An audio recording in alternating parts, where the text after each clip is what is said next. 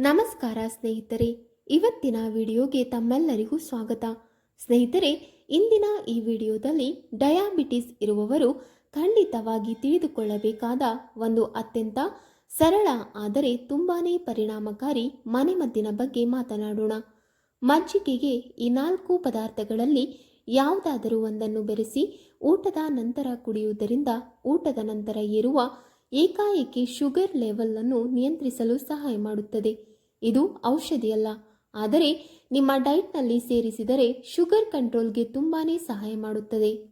ಸ್ನೇಹಿತರೆ, ವಿಶೇಷವಾಗಿ ಮಜ್ಜಿಗೆ ನಮ್ಮ ಹೊಟ್ಟೆಯ ಜೀರ್ಣಕ್ರಿಯೆಯನ್ನು ಸುಧಾರಿಸುತ್ತದೆ, ಅಜೀರ್ಣ, ಗ್ಯಾಸ್ಟ್ರಿಕ್ ಸಮಸ್ಯೆಗಳನ್ನು ಕಡಿಮೆ ಮಾಡುತ್ತದೆ ಮತ್ತು ಊಟದ ನಂತರ ದೇಹದಲ್ಲಿ ಭಾರವಾಗುವ ಭಾವನೆ ಬರದಂತೆ ಮಾಡುತ್ತದೆ. ಇದರಲ್ಲಿರುವ ಪ್ರೋಬಯೋಟಿಕ್ಸ್ ನಮ್ಮ ಆಂತರ್ಯ ಕೋಶಗಳ ಆರೋಗ್ಯವನ್ನು ಉತ್ತಮಗೊಳಿಸಿ ನಾವು ತಿನ್ನುವ ಆಹಾರ ಸರಿಯಾಗಿ ಜೀರ್ಣವಾಗಿ ದೇಹಕ್ಕೆ ನಿಧಾನವಾಗಿ ಶಕ್ತಿ ನೀಡುವಂತೆ ಮಾಡುತ್ತದೆ. ಇದರ ಪರಿಣಾಮವಾಗಿ ರಕ್ತದಲ್ಲಿನ ಶುಗರ್ ಏರಿಕೆ ತಕ್ಷಣವಾಗದೆ ನಿಧಾನವಾಗಿ ಆಗುತ್ತದೆ. ಆದರೆ ಸ್ನೇಹಿತರೆ, ಈ ಮನೆಮದ್ದಿನ ಜೊತೆಗೆ ಇನ್ನೂ ಕೆಲವು ಸಣ್ಣ ಅಭ್ಯಾಸಗಳನ್ನು ಮಾಡಿದರೆ ಪರಿಣಾಮ ಇನ್ನಷ್ಟು ಚೆನ್ನಾಗಿರುತ್ತದೆ. ಊಟದ ನಂತರ 10 ರಿಂದ 15 ನಿಮಿಷ ನಿಧಾನವಾಗಿ ನಡೆದಾಡಿ. ದಿನಪೂರ್ತಿ ಹೆಚ್ಚು ನೀರು ಕುಡಿಯಿರಿ. ಹೆಚ್ಚು ಸಿಹಿ ಮತ್ತು ಮೈದಾ ಪದಾರ್ಥಗಳನ್ನು ಕಡಿಮೆ ಮಾಡಿ ಮತ್ತು ಸಮಯಕ್ಕೆ ಸರಿಯಾಗಿ ಊಟ ಮಾಡುವ ಅಭ್ಯಾಸ ಮಾಡಿಕೊಳ್ಳಿ. ಈ ಸಣ್ಣ ಸಣ್ಣ ಬದಲಾವಣೆಗಳನ್ನು ನೀವು 15 ರಿಂದ 20 ದಿನ ನಿಯಮಿತವಾಗಿ ಮಾಡಿದರೆ ನಿಮ್ಮ ಶುಗರ್ ಲೆವೆಲ್ನಲ್ಲಿ ನಿಧಾನವಾಗಿ ಒಳ್ಳೆಯ ಬದಲಾವಣೆ ಕಾಣಲು ಪ್ರಾರಂಭವಾಗುತ್ತದೆ. ಆರೋಗ್ಯವನ್ನು ಕಾಪಾಡಿಕೊಳ್ಳುವುದು ದೊಡ್ಡ ಕೆಲಸ ಅಲ್ಲ. ಪ್ರತಿದಿನ ಮಾಡುವ ಈ ಸಣ್ಣ ಸಣ್ಣ ಒಳ್ಳೆಯ ಅಭ್ಯಾಸಗಳೇ ನಮ್ಮನ್ನು ಆರೋಗ್ಯವಾಗಿರಿಸುತ್ತವೆ. ಬಹಳ ಜನರಿಗೆ ಒಂದು ಪ್ರಶ್ನೆ ಇರುತ್ತದೆ, ಬೆಳಿಗ್ಗೆ ಶುಗರ್ ಸರಿಯಾಗಿರುತ್ತದೆ, ಆದರೆ ಊಟದ ನಂತರ ಶುಗರ್ ತುಂಬ ಹೆಚ್ಚಾಗುತ್ತದೆ ಯಾಕೆ? ಕಾರಣ ಏನೆಂದರೆ, ನಾವು ತಿನ್ನುವ ಅನ್ನ, ಚಪಾತಿ, ಸಿಹಿ ಪದಾರ್ಥಗಳು ಗ್ಲೂಕೋಸ್ ಆಗಿ ರಕ್ತದಲ್ಲಿ ಸೇರುತ್ತವೆ. ಈ ಸಮಯದಲ್ಲಿ ಶುಗರ್ ಸ್ಪೈಕ್ ಆಗುತ್ತದೆ. ಈ ಸ್ಪೈಕ್ ಅನ್ನು ಕಡಿಮೆ ಮಾಡುವುದು ತುಂಬ ಮುಖ್ಯ. ಇಲ್ಲದಿದ್ದರೆ ಹೃದಯ, ಕಿಡ್ನಿ, ಕಣ್ಣುಗಳಿಗೆ ಹಾನಿಯಾಗಬಹುದು. ವಿಶೇಷವಾಗಿ ಊಟದ ನಂತರ ಪದೇ ಪದೇ ಶುಗರ್ ಹೆಚ್ಚಾಗುತ್ತಿದ್ದರೆ ಅದನ್ನು ಪೋಸ್ಟ್ ಪ್ರಾಂಡಿಯಲ್ ಶುಗರ್ ಎಂದು ಕರೆಯುತ್ತಾರೆ. ಇದು ನಿಯಂತ್ರಣದಲ್ಲಿಲ್ಲದಿದ್ದರೆ ನಿಧಾನವಾಗಿ ನರಗಳಿಗೆ ಹಾನಿ, ದಣಿವು, ಕಣ್ಣಿನ ಸಮಸ್ಯೆ, ಮೂತ್ರಪಿಂಡದ ಸಮಸ್ಯೆಗಳಿಗೆ ಕಾರಣವಾಗಬಹುದು. ಆದ್ದರಿಂದ ಊಟದ ಪ್ರಮಾಣವನ್ನು ನಿಯಂತ್ರಣದಲ್ಲಿ ಇಡುವುದು, ಅನ್ನವನ್ನು ಸ್ವಲ್ಪ ಕಡಿಮೆ ಮಾಡಿ ತರಕಾರಿ ಮತ್ತು ಪ್ರೋಟೀನ್ ಹೆಚ್ಚು ತಿನ್ನುವುದು, ಊಟದ ನಂತರ ಸ್ವಲ್ಪ ನಡೆದಾಡುವುದು ಮತ್ತು ಮಜ್ಜಿಗೆಯಂತಹ ಜೀರ್ಣಕ್ರಿಯೆ ಸುಧಾರಿಸುವ ಪಾನೀಯಗಳನ್ನು ಸೇವಿಸುವುದು ತುಂಬ ಉಪಯುಕ್ತ. ಸಣ್ಣ ಸಣ್ಣ ಅಭ್ಯಾಸಗಳಿಂದಲೇ ದೊಡ್ಡ ಶುಗರ್ ಸ್ಪೈಕ್ ಅನ್ನು ನಿಯಂತ್ರಿಸಬಹುದು ಮತ್ತು ಡಯಾಬಿಟಿಸ್ನಿಂದ ಉಂಟಾಗುವ ಅಪಾಯಗಳನ್ನು ಕಡಿಮೆ ಮಾಡಬಹುದು. ಸ್ನೇಹಿತರೆ, ಮಜ್ಜಿಗೆ ಒಂದು ಪ್ರಾಕೃತಿಕ ಪ್ರೋಬಯೋಟಿಕ್ ಪಾನೀಯ.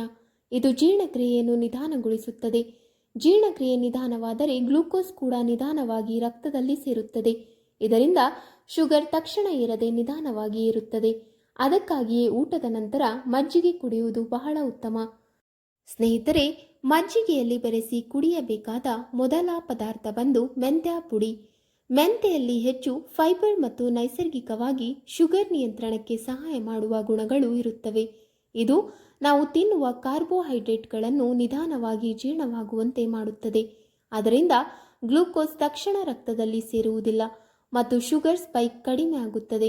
ಅರ್ಧ ಚಮಚ ಮೆಂತ್ಯ ಪುಡಿಯನ್ನು 1 ಗ್ಲಾಸ್ ಮಜ್ಜಿಗೆಗೆ ಬೆರೆಸಿ ಊಟದ ನಂತರ ಕುಡಿಯಿರಿ. ನಿಯಮಿತವಾಗಿ ಕುಡಿಯುತ್ತಿದ್ದರೆ ಪೋಸ್ಟ್ ಪ್ರಾಂಡಿಯಲ್ ಶುಗರ್ ನಿಯಂತ್ರಣದಲ್ಲಿ ಇಡಲು ಸಹಾಯ ಮಾಡುತ್ತದೆ. ಮೆಂತ್ಯ ದೇಹದ ಇನ್ಸುಲಿನ್ ಸಂವೇದನವನ್ನು ಅಂದರೆ ಇನ್ಸುಲಿನ್ ಸೆನ್ಸಿಟಿವಿಟಿ ಹೆಚ್ಚಿಸಲು ಸಹಾಯ ಮಾಡುತ್ತದೆ ಎಂದು ಹಲವಾರು ಅಧ್ಯಯನಗಳು ಹೇಳುತ್ತವೆ. ಜೊತೆಗೆ ಇದು ಜೀರ್ಣಕ್ರಿಯೆಗೂ ತುಂಬಾನೇ ಒಳ್ಳೆಯದು. ಹೊಟ್ಟೆ ಉಬ್ಬರವನ್ನು ಕಡಿಮೆ ಮಾಡುತ್ತದೆ. ಆದರೆ ಒಂದು ಮುಖ್ಯ ವಿಷಯ, ಮೆಂತ್ಯ ಹೆಚ್ಚು ಹಾಕಬಾರದು. ಅರ್ಧ ಚಮಚ ಸಾಕು. ಹೆಚ್ಚು ಹಾಕಿದರೆ ಶುಗರ್ ತುಂಬಾನೇ ಕಡಿಮೆ ಆಗುವ ಸಾಧ್ಯತೆ ಇರುತ್ತದೆ. ವಿಶೇಷವಾಗಿ ನೀವು ಈಗಾಗಲೇ ಡಯಾಬಿಟಿಸ್ ಔಷಧಿ ತೆಗೆದುಕೊಳ್ಳುತ್ತಿದ್ದರೆ. ಆದ್ದರಿಂದ ಸರಿಯಾದ ಪ್ರಮಾಣದಲ್ಲಿ ನಿಯಮಿತವಾಗಿ ಬಳಸಿದರೆ ಇದು ತುಂಬ ಉಪಯುಕ್ತವಾದ ಸರಳ ಮನೆಮದ್ದು. ಸ್ನೇಹಿತರೆ, ಮಜ್ಜಿಗೆಯಲ್ಲಿ ಬೆರೆಸಬೇಕಾದ 2ನೇ ಪದಾರ್ಥ ಬಂದು ಕರಿಬೇವಿನ ಪುಡಿ. ಕರಿಬೇವಿನಲ್ಲಿ ಆಂಟಿ ಆಕ್ಸಿಡೆಂಟ್ಸ್, ಫೈಬರ್, ಐರನ್ ಮತ್ತು ಹಲವು ಪೋಷಕಾಂಶಗಳು ಇರುವುದರಿಂದ ಇದು ಡಯಾಬಿಟಿಸ್ ಇರುವವರಿಗೆ ತುಂಬಾನೇ ಉಪಯುಕ್ತವಾದ ಎಲೆ ಎಂದು ಹೇಳಲಾಗುತ್ತದೆ. ಕರಿಬೇವು ಪ್ಯಾಂಕ್ರಿಯಾಸ್ ಕಾರ್ಯವನ್ನು ಬೆಂಬಲಿಸಿ ಇನ್ಸುಲಿನ್ ಸರಿಯಾಗಿ ಕೆಲಸ ಮಾಡುವಂತೆ ಸಹಾಯ ಮಾಡುತ್ತದೆ ಎಂಬುದು ಹಲವರ ಅನುಭವ. ಜೊತೆಗೆ ಇದು ಜೀರ್ಣಕ್ರಿಯೆ ಸುಧಾರಿಸುತ್ತದೆ, ಕೊಲೆಸ್ಟ್ರಾಲ್ ಕಡಿಮೆ ಮಾಡಲು ಸಹಾಯ ಮಾಡುತ್ತದೆ ಮತ್ತು ದೇಹದಲ್ಲಿ ಕೊಬ್ಬು ಜಾಸ್ತಿ ಸೇರುವುದನ್ನು ತಡೆಯಲು ಸಹಾಯ ಮಾಡುತ್ತದೆ. ನೀವು ಕರಿಬೇವು ಎಲೆಗಳನ್ನು ಚೆನ್ನಾಗಿ ಒಣಗಿಸಿ ಪುಡಿ ಮಾಡಿ ಇಟ್ಟುಕೊಳ್ಳಿ. ನಂತರ ಅರ್ಧ ಚಮಚ ಕರಿಬೇವು ಪುಡಿಯನ್ನು 1 ಗ್ಲಾಸ್ ಮಜ್ಜಿಗೆಗೆ ಬೆರೆಸಿ ಊಟದ ನಂತರ ಕುಡಿಯಬಹುದು. ವಾರದಲ್ಲಿ ಕನಿಷ್ಠ 4 ರಿಂದ 5 ದಿನ ಇದನ್ನು ಕುಡಿಯುತ್ತಿದ್ದರೆ ನಿಧಾನವಾಗಿ ಶುಗರ್ ಲೆವೆಲ್ ನಿಯಂತ್ರಣದಲ್ಲಿ ಇರಲು ಸಹಾಯವಾಗುತ್ತದೆ. ಇದು ತುಂಬಾನೇ ಸರಳ, ಸೈಡ್ ಎಫೆಕ್ಟ್ ಇಲ್ಲದ ಮನೆಮದ್ದು. ಆದರೆ ನೀವು ಈಗಾಗಲೇ ಶುಗರ್ ಮೆಡಿಸಿನ್ ತೆಗೆದುಕೊಳ್ಳುತ್ತಿದ್ದರೆ ನಿಮ್ಮ ಶುಗರ್ ಲೆವೆಲ್ ಅನ್ನು ಕೆಲ ಕಾಲ ಪರೀಕ್ಷಿಸುತ್ತಾ ಬಳಸುವುದು ಉತ್ತಮ. ಸ್ನೇಹಿತರೆ, ನೀವು ಕರಿಬೇವಿನ ಎಲೆಯನ್ನು ಇನ್ನೊಂದು ರೀತಿಯಲ್ಲಿ ಕೂಡ ಬಳಸಬಹುದು. 1 ಲೋಟ ಮಜ್ಜಿಗೆಯಲ್ಲಿ 10 ರಿಂದ 15 ಕರಿಬೇವಿನ ಎಲೆಗಳನ್ನು ಸೇರಿಸಿ ಮುಚ್ಚಿಡಿ. ಸುಮಾರು 1 ಗಂಟೆಗಳ ಕಾಲ ಬಿಡಿ. ನಂತರ ಈ ಮಜ್ಜಿಗೆ ಕುಡಿಯಿರಿ. ಕರಿಬೇವಿನ ಎಲೆಗಳು ನಿಮ್ಮ ರಕ್ತದಲ್ಲಿನ ಸಕ್ಕರೆ ಪ್ರಮಾಣವನ್ನು ಕಡಿಮೆ ಮಾಡಬಹುದು. ಕರಿಬೇವು ಕಿಡ್ನಿ ಸ್ಟೋನ್ ನಿವಾರಣೆಗೂ ಉತ್ತಮ ಮನೆಮದ್ದಾಗಿದೆ. ಸ್ನೇಹಿತರೆ, ಮಜ್ಜಿಗೆಯಲ್ಲಿ ಸೇರಿಸಬೇಕಾದ 3ನೆಯ ಪದಾರ್ಥ ಬಂದು ಜೀರಿಗೆ ಪುಡಿ. ಜೀರಿಗೆ ಜೀರ್ಣಕ್ರಿಯೆಯನ್ನು ಉತ್ತಮಗೊಳಿಸುವ ಅತ್ಯುತ್ತಮ ಮಸಾಲೆಗಳಲ್ಲಿ ಒಂದು. ಇದು ಹೊಟ್ಟೆಯಲ್ಲಿ ಅಜೀರ್ಣ, ಗ್ಯಾಸ್ಟ್ರಿಕ್, ಉಬ್ಬರದಂತಹ ಸಮಸ್ಯೆಗಳನ್ನು ಕಡಿಮೆ ಮಾಡುತ್ತದೆ ಮತ್ತು ನಾವು ತಿನ್ನುವ ಆಹಾರ ಸರಿಯಾಗಿ ಜೀರ್ಣವಾಗಲು ಸಹಾಯ ಮಾಡುತ್ತದೆ. ಜೀರಿಗೆ ಪುಡಿ ಮೆಟಾಬಾಲಿಸಮ್ ಅನ್ನು ಸ್ವಲ್ಪ ಮಟ್ಟಿಗೆ ಹೆಚ್ಚಿಸಲು ಸಹಾಯ ಮಾಡುತ್ತದೆ. ಅದರಿಂದ ಊಟದ ನಂತರ ಹೊಟ್ಟೆ ತುಂಬಾ ಭಾರವಾಗುವುದಿಲ್ಲ. 1 ಚಿಟಿಕೆ ಹುರಿದ ಜೀರಿಗೆ ಪುಡಿಯನ್ನು 1 ಗ್ಲಾಸ್ ಮಜ್ಜಿಗೆಗೆ ಹಾಕಿ ಊಟದ ನಂತರ ಕುಡಿಯುವುದರಿಂದ ಆಹಾರ ನಿಧಾನವಾಗಿ ಜೀರ್ಣವಾಗುತ್ತದೆ ಮತ್ತು ಗ್ಲೂಕೋಸ್ ನಿಧಾನವಾಗಿ ರಕ್ತದಲ್ಲಿ ಸೇರಲು ಸಹಾಯ ಮಾಡುತ್ತದೆ. ಇದರಿಂದ ಶುಗರ್ ಹಠಾತ್ ಏರಿಕೆ ಆಗುವುದನ್ನು ಕಡಿಮೆ ಮಾಡಲು ಸಹಾಯವಾಗುತ್ತದೆ. ಜೀರಿಗೆ ನೀರನ್ನು ಕುಡಿಯುವುದು ಅಥವಾ ಮಜ್ಜಿಗೆಗೆ ಹಾಕಿ ಕುಡಿಯುವುದರಿಂದ ಜೀರ್ಣಕ್ರಿಯೆ ಇನ್ನೂ ಉತ್ತಮವಾಗುತ್ತದೆ. ಇದು ಪ್ರತಿದಿನ ಬಳಸಬಹುದಾದ ಸರಳ ಮತ್ತು ಸುರಕ್ಷಿತ ವಿಧಾನವಾಗಿದೆ. ಮಜ್ಜಿಗೆಯಲ್ಲಿ ಬೆರೆಸಬೇಕಾದ 4ನೇ ಪದಾರ್ಥ ಬಂದು ದಾಲ್ಚಿನ್ನಿ ಪುಡಿ. ದಾಲ್ಚಿನ್ನಿ ಡಯಾಬಿಟಿಸ್ ನಿಯಂತ್ರಣಕ್ಕೆ ಸಹಾಯ ಮಾಡುವ ಮಸಾಲೆಗಳಲ್ಲಿ ಒಂದು ಎಂದು ಹಲವಾರು ಅಧ್ಯಯನಗಳು ಸೂಚಿಸುತ್ತವೆ. ಇದು ಇನ್ಸುಲಿನ್ ಸೆನ್ಸಿಟಿವಿಟಿಯನ್ನು ಹೆಚ್ಚಿಸಲು ಸಹಾಯ ಮಾಡುತ್ತದೆ. ಅಂದರೆ ದೇಹದಲ್ಲಿ ಇರುವ ಇನ್ಸುಲಿನ್ ಸರಿಯಾಗಿ ಕೆಲಸ ಮಾಡಲು ನೆರವಾಗುತ್ತದೆ. ಇದರ ಪರಿಣಾಮವಾಗಿ ರಕ್ತದಲ್ಲಿನ ಗ್ಲೂಕೋಸ್ ಮಟ್ಟ ನಿಧಾನವಾಗಿ ಕಡಿಮೆ ಆಗಲು ಸಹಾಯವಾಗಬಹುದು.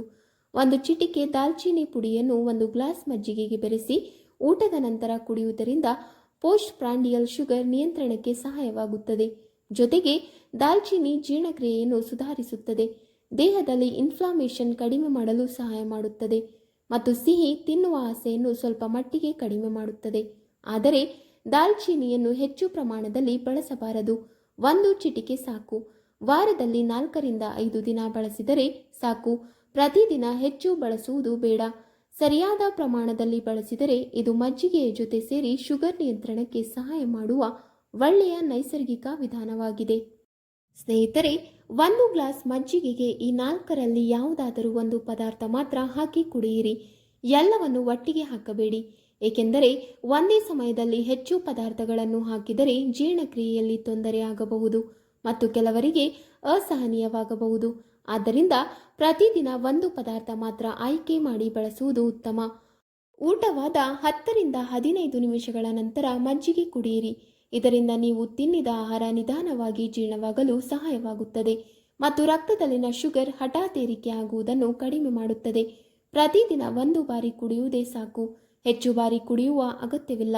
ಇದರ ಜೊತೆಗೆ ನಿಮ್ಮ ಶುಗರ್ ಲೆವೆಲ್ ಅನ್ನು ವಾರಕ್ಕೆ 1 ಅಥವಾ 2 ಬಾರಿ ಪರೀಕ್ಷಿಸುತ್ತಾ ಇರಿ. ಹೀಗೆ ಮಾಡಿದರೆ ಈ ವಿಧಾನ ನಿಮ್ಮ ದೇಹಕ್ಕೆ ಸೂಟ್ ಆಗುತ್ತಿದೆಯೇ ಇಲ್ಲವೇ ಎಂದು ನಿಮಗೆ ಗೊತ್ತಾಗುತ್ತದೆ. ನಿಯಮಿತವಾಗಿ 15 ರಿಂದ 20 ದಿನ ಮಾಡಿದರೆ ನಿಧಾನವಾಗಿ ಉತ್ತಮ ಫಲಿತಾಂಶ ನೀವು ಕಾಣಬಹುದು. ಸ್ನೇಹಿತರೆ, ಇದನ್ನು ನೀವು ಕನಿಷ್ಠ 15 ರಿಂದ 30 ದಿನಗಳ ಕಾಲ ನಿಯಮಿತವಾಗಿ ಮಾಡಿ. 1 ದಿನ ಮಾಡಿ 1 ದಿನ ಬಿಡುವುದು. ಹೀಗೆ ಮಾಡಿದರೆ ಸರಿಯಾದ ಫಲಿತಾಂಶ ಕಾಣುವುದಿಲ್ಲ. ದೇಹದಲ್ಲಿ ಯಾವುದೇ ನೈಸರ್ಗಿಕ ವಿಧಾನ ಕೆಲಸ ಮಾಡಲು ಸ್ವಲ್ಪ ಸಮಯ ಬೇಕಾಗುತ್ತದೆ. ಆದ್ದರಿಂದ ತಾಳ್ಮೆಯಿಂದ ನಿಯಮಿತವಾಗಿ ಮಾಡುವುದು ತುಂಬಾನೇ ಮುಖ್ಯ. ಇದರ ಜೊತೆಗೆ ಪ್ರತಿದಿನ ಕನಿಷ್ಠ 15 ರಿಂದ 20 ನಿಮಿಷ ನಡೆಯುವ ಅಭ್ಯಾಸ ಮಾಡಿಕೊಳ್ಳಿ. ವಿಶೇಷವಾಗಿ ಊಟದ ನಂತರ ನಿಧಾನವಾಗಿ ನಡೆಯುವುದು ತುಂಬ ಉಪಯುಕ್ತ. ಹೆಚ್ಚು ಸಿಹಿ ಪದಾರ್ಥಗಳು, ತಂಪು ಪಾನೀಯಗಳು, ಮೈದಾ ಪದಾರ್ಥಗಳು ಇವುಗಳನ್ನು ಸಾಧ್ಯವಾದಷ್ಟು ಕಡಿಮೆ ಮಾಡಿ. ರಾತ್ರಿ ಸಮಯದಲ್ಲಿ ಹೆಚ್ಚು ಅನ್ನ ತಿನ್ನುವ ಅಭ್ಯಾಸ ಇದ್ದರೆ ಅದನ್ನು ಕಡಿಮೆ ಮಾಡಿ. ಅದರ ಬದಲು ತರಕಾರಿ, ಸ್ವಲ್ಪ ಪ್ರೋಟೀನ್ ಇರುವ ಆಹಾರ ತಿನ್ನುವುದು ಉತ್ತಮ. ಈ ಸಣ್ಣ ಸಣ್ಣ ಅಭ್ಯಾಸಗಳನ್ನು ನೀವು ಒಂದೇ ಸಮಯದಲ್ಲಿ ಪ್ರಾರಂಭಿಸಿದರೆ 15ರಿಂದ 30 ದಿನಗಳಲ್ಲಿ ನಿಮ್ಮ ಶುಗರ್ ಲೆವೆಲ್ನಲ್ಲಿ ನಿಧಾನವಾಗಿ ಬದಲಾವಣೆ ಕಾಣಬಹುದು. ದೇಹ ಹಗುರವಾಗುತ್ತದೆ, ದಣಿವು ಕಡಿಮೆ ಆಗುತ್ತದೆ, ಹೆಚ್ಚು ನಿದ್ರೆ ಕೂಡ ಬರುವುದಿಲ್ಲ ಮತ್ತು ಮುಖ್ಯವಾಗಿ ಶುಗರ್ ನಿಯಂತ್ರಣದಲ್ಲಿ ಇಡುವುದು ಸುಲಭವಾಗುತ್ತದೆ. ಆದರೆ ಒಂದು ಮುಖ್ಯ ವಿಷಯ, ನೀವು ಈಗಾಗಲೇ ಡಾಕ್ಟರ್ ಕೊಟ್ಟಿರುವ ಔಷಧಿ ತೆಗೆದುಕೊಳ್ಳುತ್ತಿದ್ದರೆ ಅದನ್ನು ನಿಲ್ಲಿಸಬೇಡಿ. ಈ ಮನೆಮದ್ದುಗಳನ್ನು ಔಷಧಿಗೆ ಬದಲಾಗಿ ಅಲ್ಲ, ಸಹಾಯಕ ವಿಧಾನವಾಗಿ ಬಳಸಿದರೆ ಉತ್ತಮ ಫಲಿತಾಂಶ ಸಿಗುತ್ತದೆ. ಆರೋಗ್ಯ ಕಾಪಾಡಿಕೊಳ್ಳುವುದು ನಮ್ಮ ಕೈಯಲ್ಲಿದೆ. ಪ್ರತಿದಿನ ಮಾಡುವ ಸರಳ ಅಭ್ಯಾಸಗಳಿಂದ ದೊಡ್ಡ ರೋಗಗಳನ್ನು ನಿಯಂತ್ರಣದಲ್ಲಿ ಇಡಬಹುದು. ಸ್ನೇಹಿತರೆ, ಒಂದು ಮುಖ್ಯ ವಿಷಯ, ನೀವು ಈಗಾಗಲೇ ಡಯಾಬಿಟಿಸ್ ಮೆಡಿಸಿನ್ ಅಥವಾ ಇನ್ಸುಲಿನ್ ತೆಗೆದುಕೊಳ್ಳುತ್ತಿದ್ದರೆ ಈ ಮನೆಮದ್ದನ್ನು ಪ್ರಾರಂಭಿಸುವ ಮೊದಲು ಡಾಕ್ಟರ್ ಸಲಹೆ ತೆಗೆದುಕೊಳ್ಳಿ. ಯಾಕೆಂದರೆ ಈ ಮಜ್ಜಿಗೆ ಉಪಾಯ ಮತ್ತು ನೀವು ತೆಗೆದುಕೊಳ್ಳುತ್ತಿರುವ ಔಷಧಿ ಒಟ್ಟಿಗೆ ಕೆಲಸ ಮಾಡಿದಾಗ ಶುಗರ್ ಹೆಚ್ಚು ಕಡಿಮೆ ಆಗುವ ಸಾಧ್ಯತೆ ಇರುತ್ತದೆ. ಕೆಲವರಿಗೆ ತಲೆ ಸುತ್ತುವುದು, ಬೆವರು, ಕೈ ಕಂಪಿಸುವುದು, ಅತಿಯಾದ ಹಸಿವು ಇವು ಲೋ ಶುಗರ್ ಲಕ್ಷಣಗಳಾಗಿರಬಹುದು. ಆದ್ದರಿಂದ ಜಾಗ್ರತೆ ಅಗತ್ಯ. ಮನೆಮದ್ದು ಸಹಾಯ ಮಾಡುತ್ತದೆ, ಆದರೆ ಡಾಕ್ಟರ್ ಕೊಟ್ಟಿರುವ ಔಷಧಿಯನ್ನು ಸ್ವಯಂ ಇಚ್ಛೆಯಿಂದ ನಿಲ್ಲಿಸುವುದು ತುಂಬ ಅಪಾಯಕಾರಿ. ಇವಾಗಲೂ ಡಾಕ್ಟರ್ ಸಲಹೆಯೊಂದಿಗೆ ಮಾತ್ರ ಡೋಸ್ ಕಡಿಮೆ ಅಥವಾ ಬದಲಾವಣೆ ಮಾಡಬೇಕು. ವೀಕ್ಷಕರೇ, ನಿಮಗೆ ಈ ಮಾಹಿತಿ ಇಷ್ಟವಾದಲ್ಲಿ ವಿಡಿಯೋಗೆ ಲೈಕ್ ಮಾಡಿ, ಶೇರ್ ಮಾಡಿ ಹಾಗೂ ಕಮೆಂಟ್ ಮಾಡಿ. ಇಂತಹ ಮುಂದಿನ ವಿಡಿಯೋಸ್ಗಳಿಗಾಗಿ ನಮ್ಮ ಚಾನಲನ್ನು ಸಬ್ಸ್ಕ್ರೈಬ್ ಮಾಡಿಕೊಳ್ಳಿ. ಧನ್ಯವಾದಗಳು.